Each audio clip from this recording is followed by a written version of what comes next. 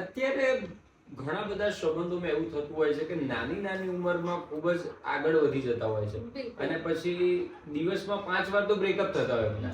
તો આવા લોકોને તમે શું કહેવા માંગશો? હું નીરુભાઈ એટલું કહીશ કે ઉતાવળિયું પગલું બહુ ઓછા લેવા જોઈએ.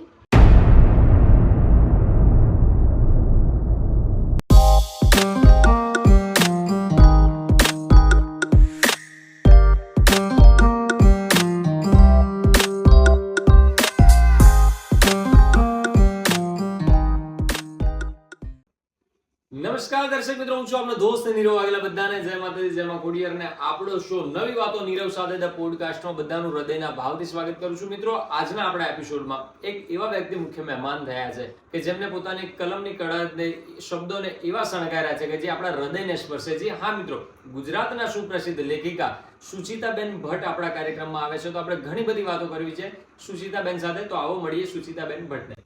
જય માતાજી બેન. જય માતાજી નીરુભાઈ. પહેલા તો કેમ છો? મજામાં. અમારા દર્શક મિત્રો તમારી સાથે ઘણી બધી વાતો કરવા માટે આતુર છે. તો આપણે તમારા ઇન્ટ્રોડક્શન થી શરૂઆત કરીશું. નીરુભાઈ, મારું નામ સુચિતા ભટ્ટ પંડ્યા છે. આમ તો વ્યવસાય હું શિક્ષિકા છું, પણ લખવાનો મારો બાળપણથી જ શોખ રહ્યો છે. અને અત્યારે હું ફૂલછાપ આપણું અખબાર જે રાજકોટથી પ્રકાશિત થાય છે અને તે અખબાર નીરવભાઈ 100 વર્ષ જોયું છે. એ અખબારની અંદર હું કોલમનિસ્ટ છું. અને ફેસબુક, ઇન્સ્ટાગ્રામ એવા સોશિયલ મીડિયા ઉપર હું મારા લખાણથી જે મારા વાચકો છે તેમની વાંચનની અત્યારે સંતોષી કરું છું. ક્યાં વાત છે સુચિતાબેન. દરેક લોકોના જીવનમાં અલગ અલગ પ્રકારના શોખ હોય છે. ઘણા લોકોને એક્ટર બનવું હોય છે, મોડેલ બનવું હોય છે, ડોક્ટર, વકીલ, બધા અલગ અલગ ફિલ્ડમાં જવા માંગતા હોય છે. તો તમને આ લખવાનો શોખ કેવી રીતે? નીરવભાઈ, હું કદાચ 7 કે 8 વર્ષની હતી ત્યારે મારા ઘરની આર્થિક પરિસ્થિતિ આમ તો જોઈએ તો થોડીક નબળી પણ ના કહી શકાય અને થોડી વધારે પણ ના કહી શકાય. પણ મારી મમ્મી ઘર ચલાવવા માટે એક નાની ડાયરીની અંદર બધું જે પણ આખા મહિનાનું જે પણ રાશન હોય, ઘરનું ભાડું હોય કે જે પણ અમે લોકો જીવન જરૂરિયાત માટે વસ્તુ લાવતા તે લખતા હતા મારા મમ્મી. એટલે હું રોજ મારી મમ્મીને જોતી કે મારી મમ્મી રોજ કંઈક ને કંઈક ઘરના 2 છેડા ભેગા કરવા માટે પોતે કંઈક લખે છે અને તેનો હિસાબ રાખે છે. એટલે એ જ ડાયરીની અંદર હું મારા 7 વર્ષની ઉંમરની અંદર હું મારા વિચારો, મૌલિક વિચારો એ ડાયરીમાં લખતી. હું રસ્તામાંથી પસાર થતી ને કોઈ કૂતરાને પણ મારતું હોય તો એની સંવેદના મને જાગે અને પછી હું આખું ડાયરી એના ઉપર ભરી દેતી કે કેમ કૂતરાને માર્યું, ના મારવું જોઈએ. એ મારા વિચારો હતા. એટલી નાની ઉંમરમાં હું એટલું લખતી. સુચિતાબેન, અત્યાર સુધીમાં તમે કેટલી બુક્સ લખી? અત્યાર સુધીમાં નીરવભાઈ મેં 2 બુક્સ લખી છે. અને મારી પહેલી બુકનું નામ છે માય સિગ્નેચર સ્ટોરીઝ અને બીજું છે સંબંધોનો પાસવર્ડ, જે હવે થોડાક સમયમાં અંદર જ પ્રકાશિત થશે. તમે જે પહેલી બુક લખી છે માય સિગ્નેચર સ્ટોરીઝ, તો એ બુક કયા વિષયો પર લખી છે? એ બુક લખવાનો મારો ઉદ્દેશ્ય નીરવભાઈ એ હતો કે હું મારી આજુબાજુ એવી ઘટનાઓ જોતી કે નાની નાની ઉંમરમાં માણસો આત્મહત્યા તરફ પ્રેરાતા હતા. એટલે કે કંઈ પણ નાનું અમથી સમસ્યા હોય તો એ લોકો બહુ આગળનું જ વિચારી લે, ના કરવાનું કરી બેસે. પોતાના માતા પિતાનું ના વિચારે, સંતાનોનું ના વિચારે કે પછી પોતાનું જીવન સાથીનું ના વિચારે ને કંઈ પણ કરી બેસે. તો મારે એ લોકોને એક મોટિવેશન મળે એ માટે મેં જે શાળામાં જ્યાં મેં જોબ કરી કે જેવા લોકો મારા સંપર્કમાં આવ્યા એવા લોકોને મેં પહેલા જાણ્યા, સમજ્યા, એમનો સંઘર્ષ મેં જોયો અને પછી મને એવું લાગ્યું કે આમનો સંઘર્ષ જો હું સમાજ આગળ મૂકીશ તો જે લોકો આ બુક વાંચશે તેને એક નવા પ્રકારની પ્રેરણા મળશે અને તેઓ કદાચ આ કાર્ય કરતા અટકશે. તો એવા જીવતા પાત્રોની 15 જીવતા પાત્રોની કથાઓ મેં આ પુસ્તકમાં લખી છે. અને એ પુસ્તક જો વાંચે ને તો આપણને નીરવભાઈ એવું જ લાગે કે આપણે તો કદાચ કોઈ સંઘર્ષ કરે જ નથી. શૂન્યમાંથી સર્જન કરીને માણસ ક્યાંથી ક્યાં પહોંચી જાય છે એવા જીવતા પાત્રોની કથાઓ મેં આ પુસ્તકમાં લખી છે. અને આ પુસ્તક જ્યારે મેં લખ્યું ત્યારે સૌથી મોટી વિશેષતા હતી કે મારી દીકરી ફક્ત 3 મહિનાની હતી અને મેં જ્યારે આ પુસ્તક લખ્યું. મારા ઘરની અંદર 2 પ્રસંગો હતા, દિયરના લગ્ન હતા, મારા ભાઈના લગ્ન હતા. એ બધી જવાબદારી વચ્ચે મેં આ પુસ્તક લખ્યું. તમે જે આ પુસ્તક લખ્યું માય સિગ્નેચર સ્ટોરી કે જેમાં તમે સંઘર્ષ વિશે લખ્યું છે, તો તમે અહીંયા સુધી પહોંચવામાં તમે કેટલો સંઘર્ષ કર્યો છે? સંઘર્ષમાં એવું હતું નીરવભાઈ કે બાળપણથી જ હું એવા ઘરમાં મારો ઉછેર થયો છું કે જ્યાં સંસ્કારોને અને પોતાની જાત મહેનત ઉપર વધારે મહત્વ આપવામાં આવતું હતું. અને અમે લોકો પહેલાથી જ અમારે બધા ઘરની અંદર મારા મમ્મી પપ્પા, મારા ભાઈ ભાંડુ બધા અમે લાગણીશીલ માણસો. કદાચ અમારું કોઈ ખોટું કરી ગયું હોય તો પણ અમે એમને સામેથી એમનું ખોટું કરવા ના જઈએ અમે ઈશ્વરના ભરોસે એ વસ્તુ છોડી દઈએ અને અમે આગળ વધીએ. અને હંમેશા અમારું એવું રહેતું કે અમારાથી કોઈનું સારું થાય, ભલું થાય. અને ધાર્મિક વૃત્તિમાં મારો ઉછેર થયો છે, એટલે અમે થોડામાં પણ ખુશ રહેવાવાળા માણસો હતા. એટલે અમારી પાસે આમ તો કંઈ જ નહોતું, પણ આમ તો કહીએ પણ ઘણું હતું, તેવું હતું. અને સંઘર્ષ તો ઘણો બધો બધા પોતાના જીવનમાં જોતા જ હશે, મેં પણ જોયો છે. પણ એમાંથી બહાર કેવી રીતે નીકળવું એ હું મારા મમ્મી પપ્પા પાસેથી ઘણું શીખીશું, ને એટલે જ આજે તમારી સાથે હું અત્યારે અહીંયા વાત કરી રહી છું. દરેક વ્યક્તિના જીવનમાં જ્યારે સ્ટ્રગલ લાઈફ ચાલતી હોય ત્યારે કોઈ પણ એક પાત્ર એવું હોય છે કે જે આખી દુનિયા એના ખિલાફ હોય ને તો પણ એ પાત્ર એ વ્યક્તિની સાથે હોય છે. તો તમારા જીવનમાં એવું કોઈ પાત્ર છે કે જેને તમને ખૂબ જ સપોર્ટ કર્યો હોય? જી, સૌથી પહેલા તો હું મારા પપ્પાનું નામ દઈશ કે મારા જીવનમાં જેટલી પણ સમસ્યાઓ આવી હશે, હવે નીરવભાઈ જીવન છે તો સમસ્યાઓ તો આવવાની છે, પણ એ મારી સાથે એક ઢાલ બનીને ઉભા રહ્યા કે બેટા તારો બાપ જીવે છે ત્યાં સુધી તારે કોઈ ચિંતા કરવાની જરૂર નથી, તું આગળ વધ, તને પાંખો મેં આપી છે તો તને ઉડાન પણ હું આપીશ. તો મારા પપ્પાનો મારા જીવનમાં ખૂબ સપોર્ટ રહ્યો છે. અને બીજા નંબરે મારા પતિનો કે જેમણે આજે એમના કારણે જ એમણે મને પાંખો આપી એટલે જ હું આજે આટલું લખી શકું છું, આટલા 12 કાર્યક્રમો કરી શકું છું. બાકી મારી દીકરીની ઉંમર ફક્ત 2 વર્ષની છે. આજે એમનો મોરલ સપોર્ટ હોય તો જ હું આટલું કરી શકું. બાકી બાળક 5 વર્ષનું ના થાય ત્યાં સુધી એક માં હલી પણ ના શકે. તો તમને પણ થોડો ઘણો નાનું બાળક હોય એટલે અનુભવ હશે. તો મારા પતિ અને મારા પિતાનો મારા જીવનમાં ખૂબ જ મહત્વનો ફાળો છે. સુચિતાબેન, તમારું પુસ્તક છે સંબંધોનો પાસવર્ડ, અને અત્યારે ઘણા બધા સંબંધોમાં એવા પાસવર્ડ લાગી જતા હોય છે કે સંબંધોમાં દરાર લાગી જતી હોય છે, તો એના વિશે તમારું શું કહેવું છે? નીરુભાઈ, પહેલા તો એટલું કહીશ કે આ પુસ્તક લખવાનો મેઇન ઉદ્દેશ્ય જ એ છે કે આપણે મોબાઈલની અંદર કદાચ કોઈ પાસવર્ડ ભૂલી ગયા છે તો આપણે રિસેન્ટ કરી શકીએ છીએ. લેપટોપમાં આપણે જરૂરી માહિતી લેવી છે અને અચાનક આપણને એમ થયું કે પાસવર્ડ શું હતું, તો આપણે રિસેટ કરી શકીએ છીએ. લાખોના ઘરેણા લોકરમાં પડ્યા હોય છે અને એનો પાસવર્ડ આપણે ભૂલીએ તો એ પણ રિસેટ થઈ શકે છે. પણ સંબંધોની અંદર એકવાર ધૂળ જામી જાય છે તો શું આપણે ધૂળને ખંચેરીએ છીએ તો શું એ સાફ થશે? નહીં થાય. તો એ ધૂળને કેવી રીતે સાફ કરવી અને સંબંધોને પહેલાના જેવા હુંફાળા કઈ રીતે બનાવવા, તો એ ઉદ્દેશ્યથી મેં આ પુસ્તક લખ્યું છે. તો સંબંધોના પાસવર્ડની અંદર એવી બધી જ વાતો છે કે આપણે સંબંધોને કેવી રીતે પહેલાના જેવા રિસેન્ટ કરી શકીએ, એની બધી વાતો છે. સુચિતાબેન, અત્યારે દરેક લોકો એવું કહેતા હોય છે કે બાળકોને સારા સંસ્કાર નથી મળી રહ્યા, તો તમારા મતે એનું કારણ શું છે? નીરુભાઈ, તમે આ બહુ સરસ સવાલ મને કર્યો છે, કેમ કે આ જ એક બાબત એવી છે જે મેં સંબંધોના પાસવર્ડમાં વળી લીધી છે. તમે જુઓ કે આજે પતિ પત્ની બંને નોકરી કરતા હોય, સમજીએ છીએ નોકરી કરતા હોય એટલે બાળકને રાખવાની થોડી સમસ્યા થાય, પરંતુ ઘરની અંદર માતા પિતા હયાત હોય તો એ માતા પિતા ઘરડા ઘરમાં હોય અને બાળકને આયા રાખે. ચલો તમારી પરિસ્થિતિ નથી તો તમે રાખો આયા, પણ એનો મતલબ એ નથી કે તમે તમારા માતા પિતાને તરછોડી દો. અને હું તો એવું કહીશ કે બાળકોના સૌથી મોટા જો સંસ્કાર સિંચક હોય ને તો એ દાદા દાદી છે. આપણે નાના હતા, તમે હતા, હું હતા, તો આપણે નાની નાની વાર્તાઓ, મોરલ સ્ટોરીઓ ક્યાંથી શીખતા હતા? જંગલ હતું, ચકી ચકો, આપણને મમ્મી પપ્પાએ તો નથી જ કીધી, કદાચ આપણા દાદા દાદીએ જ કહી હશે. તો આ બધી વાર્તાઓના દ્વારા આપણી કૌશલ્ય શક્તિ, આપણી કલ્પના શક્તિ, આપણી વિચાર શક્તિ ખીલતી હતી અને જે સંસ્કાર આપણને મળવા જોઈતા હતા એ મળતા હતા. પણ જે નથી મળતા એનું કારણ એ છે કે વૃદ્ધાશ્રમમાં વડીલો શોધે છે અને આપણા ઘરમાં આયા શોધે છે અને એ જ આયા સોફામાં બેઠા બેઠા મોબાઈલ મચડે છે અને આપણું બાળક ક્યાંય કોઈના ખૂણામાં રમતું હોય છે. હવે આમાંથી કેવા રીતે સંસ્કાર મળે નહીં? સુચિતાબેન, પરિવાર પછી જો ગાઢ સંબંધ આવતો હોય તો એ છે મિત્ર.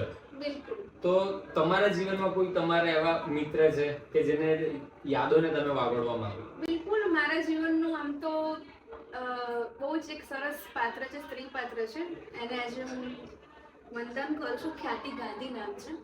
આમ તો મારા પીટીસી ના અધ્યાપક હતા. પેલું કહેવાય છે ને કે મિત્રતા ઉંમર નથી જોતી. એ એકચ્યુઅલી મારા કરતાં 10 વર્ષ મોટા છે. તો she is a very good my friend. એમણે મારી દરેક પરિસ્થિતિઓ, જ્યારે મારી ઉંમર ફક્ત 20 વર્ષની હતી ત્યારે એમની સાથે મારી સાથે સંપર્ક થયેલો.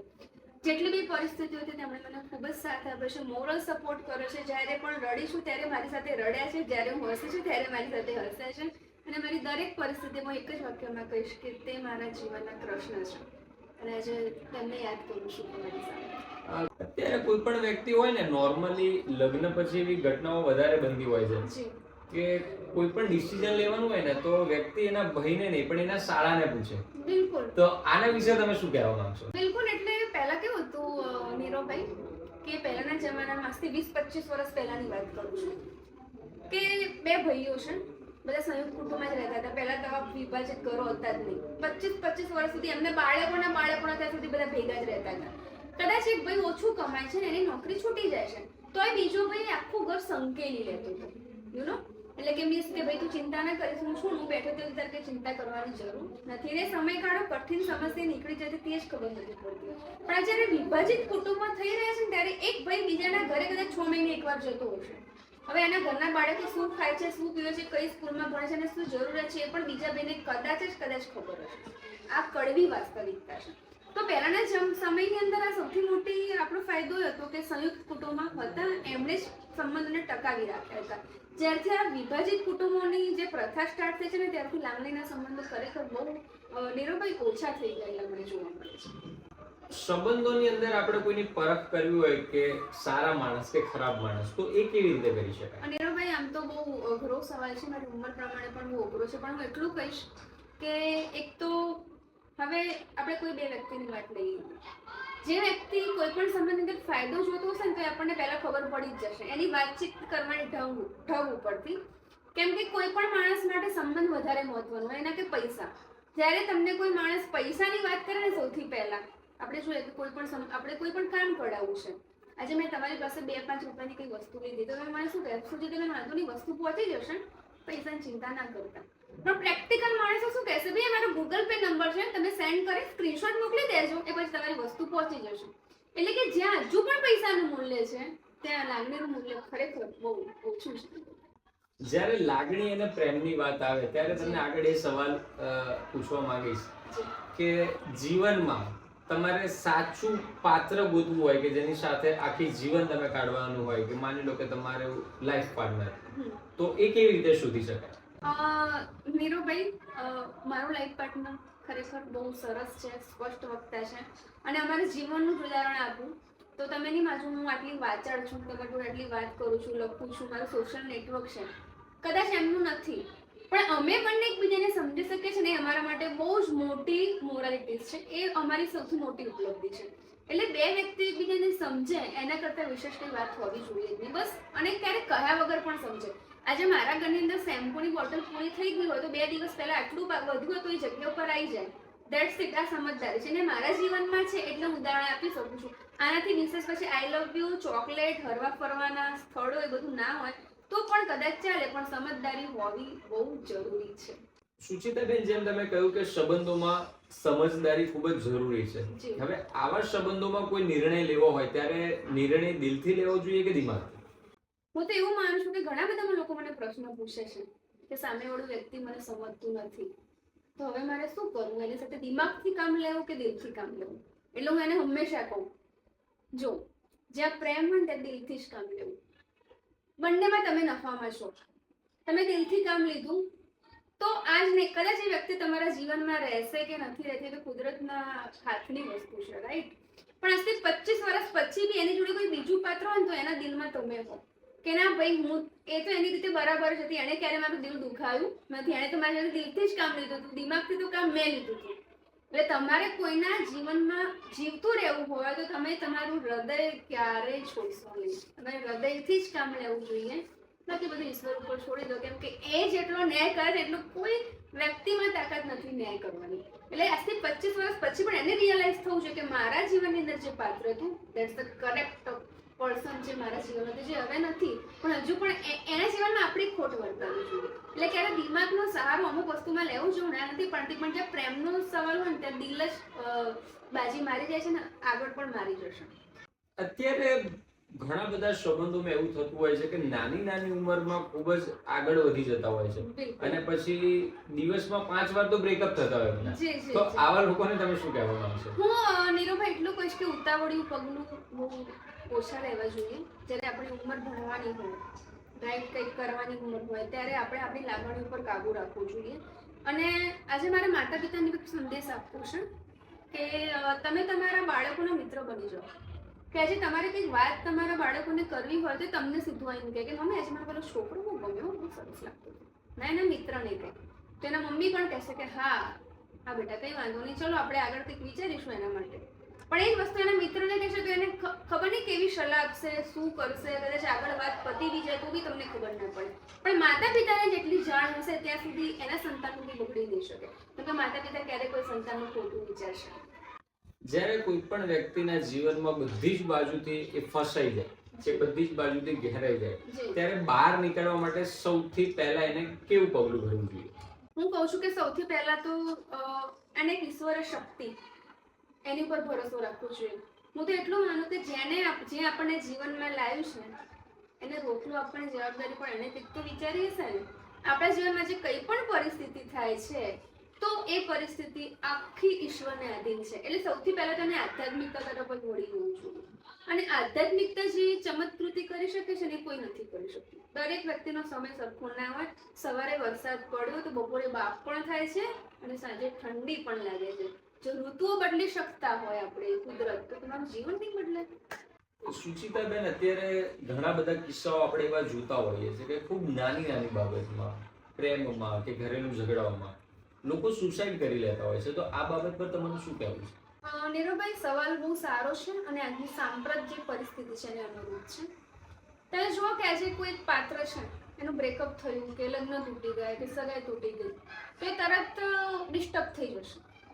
પણ હું એવું માનું છું કે એક વ્યક્તિના આપણા જીવનમાં જવાથી કે મટી જવાથી આપણી લાઈફ અટકતી નથી, આપણું જીવન નથી અટકતું.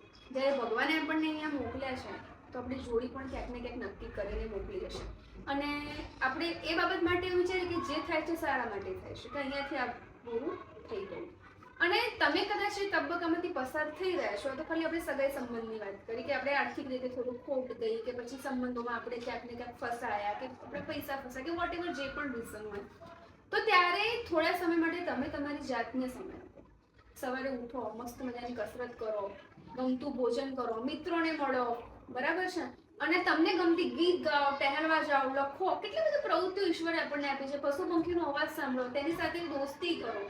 તો આપણે ત્યાં સુધી આપણા દુઃખને એટલે મીન્સ થોડુંક આંસિયામાં ધકેલી શકીએ છીએ. અને ત્યાં સુધી ભગવાન બીજી કોઈ પરિસ્થિતિનું નિર્માણ કરી લે આપણા જીવનની અંદર ને આપણે પાછા હતા એવાના થઈ છીએ. પણ આપણું એ વસ્તુ ક્યારે શક્ય બને કે જ્યારે આપણું મનોબળ મજબૂત હોય. એટલે સૌથી પહેલા તો આપણે મેડિટેશનનો સહારો લઈ અને ભગવાન ઉપર અપ્રતિમ શ્રદ્ધા રાખી, આસ્થા રાખીને આપણે આપણી જાતને પહેલા સ્થિર કરવાની જરૂર છે કે કોઈ વ્યક્તિના જવાથી, પૈસા ઓછા થવાથી, સંબંધોમાં ખતરા ઉભો થવાથી આપણી જિંદગી મટી નથી જતી. આપણી જિંદગી બહુ બધી છે, અહીંયાથી અટકતી નથી. જો આપણે ઘણા બધા વર્ષો ખુશીથી વિતાવવાના છે. સુચિતાબેન, અત્યાર સુધી તમારી સાથે વાતો કરીને અમને ક્યાંક ને ક્યાંક એવું લાગે છે કે તમે શ્રદ્ધામાં, ભગવાનમાં ખૂબ જ માનો છો. એ બાબત પર તમારું શું કહેવું છે? હું ખરેખર બહુ અપ્રતિમ શ્રદ્ધા છે. હું માનું છું કે જે 2 હાથે આપે છે ને ઈશ્વર એને 4 હાથે આપે છે. હું કદાચ મારી ઉંમર 17 કે 18 વર્ષની હશે ત્યારથી ટ્યુશન ક્લાસ કરાવું છું, બાળકોને ભણાવું છું. અને એમાં 5 એવા બાળકોને ભણાવું છું કે જેઓ જરૂરિયાતમંદ છે, તેમની પાસે તેમને ભણવું છે પણ એમની પાસે પૈસા નથી, તો તેવા લોકોને હું ફ્રીમાં ભણાવું છું.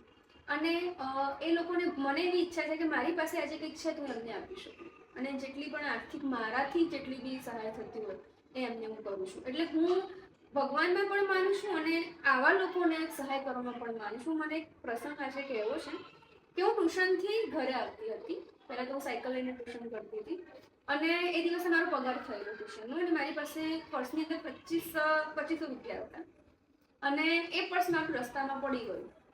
મને ખબર નહીં, હું 4 વાગે ઘરે આવી પણ રાત્રે 8 વાગે મને એવું થયું કે હવે મારા પૈસાનું ઠેકાણે મૂકી દઉં. મેં પર્સ જોવાનું, મારા પર્સની અંદર નાનું પર્સ હતું, એ પડી ગયું. તો મેં કાઢવાનો પ્રયત્ન કર્યો, તે પર્સ અંદર હતું નહીં. એટલે અને પર્સ બહુ જૂનું હતું એટલે મને એવું થયું કે પડી ગયું હશે, શું કરું? તો મને અંદરથી આમ એવું થયું કે મારી મહેનતના પૈસા છે ક્યાંય નહીં જાય. એટલે 1-2 કિલોમીટર મારા ઘરનું અંદર હતું, ત્યાં હું જોવા ગઈ તો એ પર્સ એ જ હાલતમાં 8 કલાક પછી પણ પડ્યું હતું. હવે તમે માનો નીરવભાઈ, ત્યાંથી કેટલા લોકો પસાર થયા હશે, છતાં પણ એ પર્સ ઉપર મારી નજર નહીં પડી હોય. એટલે મહેનતનો આપણો પૈસો હોય ને નીરવભાઈ ક્યાંય જાય નહીં. અને બીજું આપણી જે આસ્થા છે, આપણી જે નીતિ છે એ સાચી છે, એટલે આપણી જોડે કંઈ ખોટું ના થઈ શકે. એટલે પોઝિટિવિટીમાં માતાજી અને લોકોને સહાય કરવાની એ મારામાં પહેલાથી જ છે. અત્યાર સુધી અહીંયા સુધી પહોંચ્યા છો અને હવે આગળ તમારા શું સપનાઓ છે? સપનું તો મારું બહુ ઊંચું છે, કેમ કે હું નાની હતી ને ત્યારે મારા ઘરે પેપર નહોતું આવતું. મારા ડોડિયા સાહેબ અમારા ઘરની બાજુમાં રહેતા ત્યારે એમના ઘરે પેપર આવતું, તો પેપર વાંચતી ત્યારે નીચે લેખકનું નામ જોતી, ત્યારે મારા મમ્મીને રોજ કહેતી, મેં તો મમ્મી હું પણ મોટી થઈને એટલી મોટી લેખક બનીશ ને કે મારા શબ્દો ઘરે ઘરે પહોંચશે, મારું નામ પણ ઘરે ઘરે પહોંચશે ને ક્યારેક એવું બનશે કે લેખક સુચિતા ભટ્ટ એવું મમ્મી નીચે નામ આવશે, હું લખીશ ને તો બધાના લોકોના ઘરે મારું નામ પણ પહોંચશે. કદાચ એ સપનું મેં પૂરું કર્યું. ઘણી વાર દિવ્ય ભાસ્કર ગુજરાતમાં મારી કોલમ આવતી હોય છે અને 100 વર્ષ જૂનું જે પેપર મોરારી બાપુનું પ્રિય મેં પહેલા કોઈ ફૂલછાપમાં આટલી નાની ઉંમરમાં 30ની અંદરની ઉંમરમાં પણ કોલમનિસ્ટ થઈ ચૂકી છું અને આગળ પણ મારું સપનું એ છે, મારું સપનું હંમેશા ક્યારે મારા માટે નથી રહ્યું કે મારા જે વિચારો છે, હું જે સમજુ છું, મેં જેટલો અભ્યાસ કર્યો છે એ હું બીજાને ઉપયોગી થઈ શકું, મારું લેખન બીજાને ઉપયોગી થાય અને ઘણા લોકોના જીવનમાં પરિવર્તન આવે, લોકો કંઈ ખોટા કામો કરતા અટકે અને સમાજ, રાષ્ટ્ર અને ઘરનું તંદુરસ્ત નિર્માણ થાય તેવું મારું એક સપનું છે. એ મારા વિચારો થકી હું લોકોને આપવા માંગુ છું. સુચિતાજી, તમારી સાથે વાત કરીને અમને ખૂબ જ મજા આવી, તમારા જીવનની જાણી અજાણી વાતો કરીને અમને ખૂબ જ મજા આવી. તો દર્શક મિત્રો, એની સાથે આ કાર્યક્રમનો આપણે અહીંયા જ વિરામ આપીએ છીએ અને એની સાથે આવી જ રીતે ઘણા બધા કલાકારોને, ઘણા બધા આર્ટિસ્ટોને આપણે મળતા રહીશું. તો ત્યાં સુધી બધાને જય માતાજી, જય માં ખોડિયાર.